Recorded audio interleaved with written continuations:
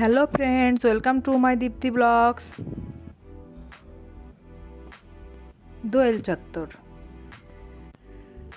দোয়েল চত্বর ঢাকার শাহবাগে অবস্থিত ঢাকা বিশ্ববিদ্যালয় ক্যাম্পাসের সবচেয়ে গুরুত্বপূর্ণ পয়েন্টগুলোর মধ্যে অন্যতম। এর স্থপতি হলেন আজিজুল জলিল পাশা। এটি বাংলাদেশের জাতীয় বৈশিষ্ট্যের ধারক ও বাহক,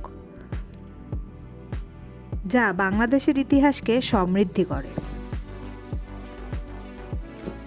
দোয়েল চত্বর নামকরণের পিছনে একটি সুন্দর কিংবদন্তি রয়েছে।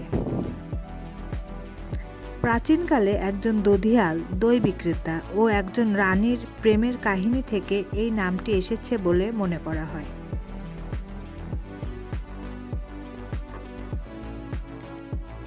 এই চত্বরটি ঢাকা শহরের মধ্যস্থলে অবস্থিত, যা বিভিন্ন সামাজিক ও রাজনৈতিক আন্দোলনের কেন্দ্রবিন্দু হিসাবে পরিচিত।